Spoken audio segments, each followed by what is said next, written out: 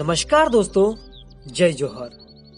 पिछले एपिसोड में अब तक आपने देखा कि टंटिया मामा मध्य प्रदेश के खंडवा जिले के एक छोटे से गांव हरबंसपुरा में अपने दोस्त और गांव के मालगुजार जेसु पटेल के यहाँ उनके खेत में एक हफ्ता गुजारते हैं। चूंकि अब उनको बिजनिया से मिलना था, इसीलिए वो केलवा खुर्द गांव की तरफ रवाना हो जाते हैं। परंतु बीच रास्ते में ही एक घटना घट जाती है। कहानी अब आगे।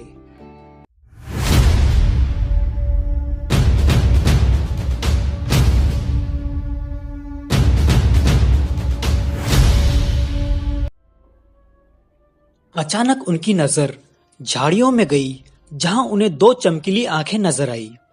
टंटिया मामा को समझते देर न लगी कि वहां कोई खतरनाक जंगली जानवर है। अनायास ही मामा का हाथ अपनी कमर पर बंधे खंजर पर गया। बेल डकारते हुए अपने पांव जमीन पर इधर उधर पटकने लगे तो टंटिया मामा ने अपनी नजर झाड़ियों पर गड़ाए हुए बेलों की नाथ पकड़ते हुए उनकी पीठ पर अपने हाथ को फेरते हुए कहते हैं, डरो मत, मैं हूं ना। बेल उसी जगह रुक जाते हैं। वो बच्ची खिलखिलाती हुई झाड़ियों की तरफ बढ़ी। टंटिया मामा खतरा भाप गए। उन्हें लगा कि अगर उन्होंने जल्दी ही कुछ नहीं किया तो वो बालिका उस खूंखार जानवर का शिकार बन जाएगी।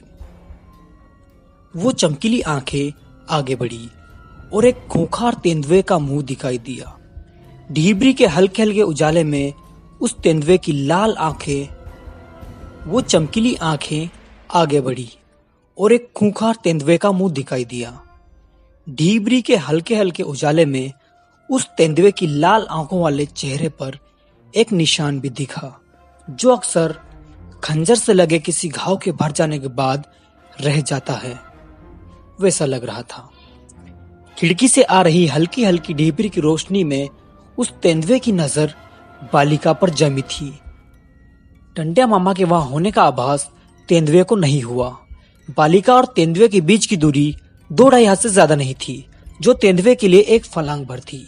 यदि मामा के साथी दौड़कर बालिका को बचाने का प्रयास भी करते तो भी वो बालिका से दूर ही थे। मामा ने तत्काल निर्णय लेते हुए एक जोरदार छलांग लगा दी और बालिका की बाह पकड़कर उसे बिजली की तेजी से वहां से उठा लिया। शायद वो तेंदुआ रात में शिकार की तलाश में निकला था और इंसानी गंध सुनकर गांव की तरफ आ गया। अपने शिकार को हाथ से जाता देखकर तेंदुआ झाड़ियों से बाहर निकलकर गुर्राने लगा। इतनी जोर की गुर्राहट सुनकर आसपास के घरों में हलचल मच गई। वो एक पूर्ण वयस्क तेंदुआ था, जानलेवा दांत, पुष्ट शरीर और खूंखार आवाज के साथ बड़े व लंबे नुकीले पंजे। वो तेंदुआ एक नजर में ही डर पैदा करने के लिए पर्याप्त था। टंटिया मामा कुछ समझ पाते तब तक तेंदुए ने वहां बंधे बेलों पर झपट्टा मार दिया। तेंदुए का एक पंजा बेल के पेट पर लगा। बेल पूरी तरह लड़खड़ा गया।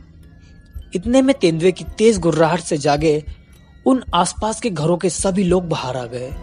उनमें उस बालिका के माता पिता भी शामिल थे। सामने पूर्ण वयस्क खूंखार तेंदुए को देख सभी में डर की लहर दौड़ गई।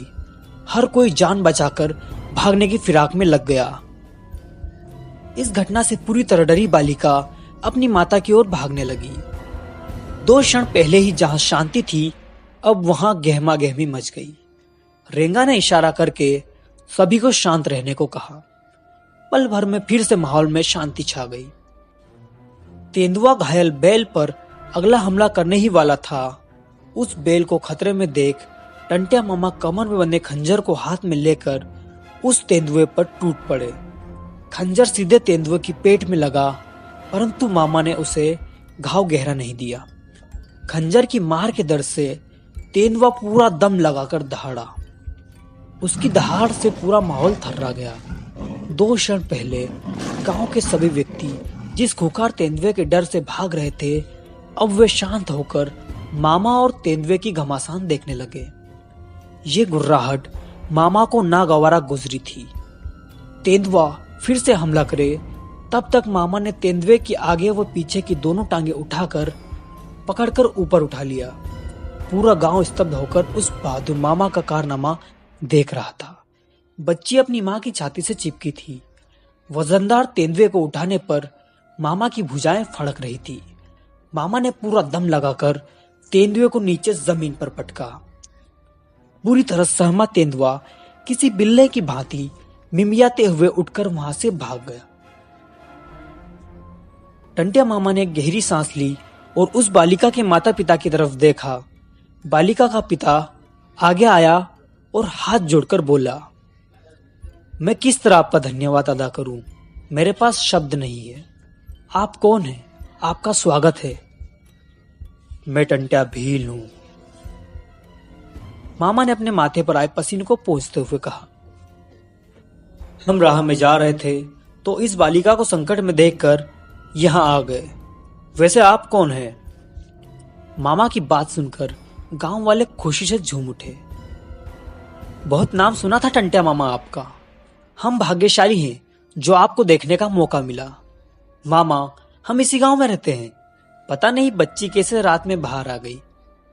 आप हमारे यहाँ रात्रि विश्राम कर हमें आपके स्वागत का सुअवसर प्रदान करें।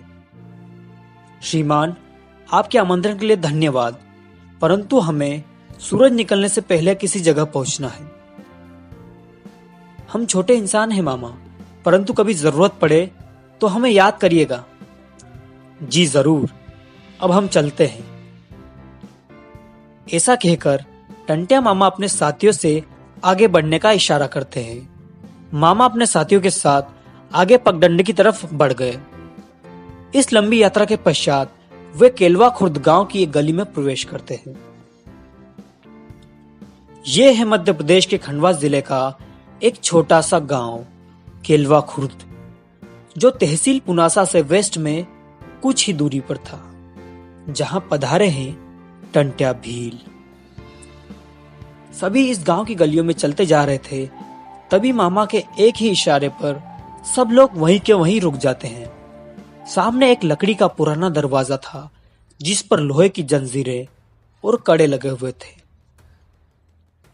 टंटिया मामा ने उस दरवाजे पर दस्तक दी और कहा, नबी बख्श। क्या होगा अब आगे? नबी बख्श मिस्त्री उन्हें यहां मिलेगा या फिर यह है कोई छलावा? और क्या कारण है कि मामा को इस वक्त नबी बख्श मिस्त्री से मिलने आना पड़ा? और भला टंटिया मामा को एक मिस्त्री से क्या काम हो सकता है? जानने के लिए बने रहिए रॉबिनहुड सीरीज में और देखिए अगला एपिसोड। अगर आपने अभी तक इस चैनल को सब्सक्राइब नहीं किया है तो क्या कर रहे हो गाइस? सब्सक्राइब करो यार, और पास वाली बेल आइकन को भी दबा देना।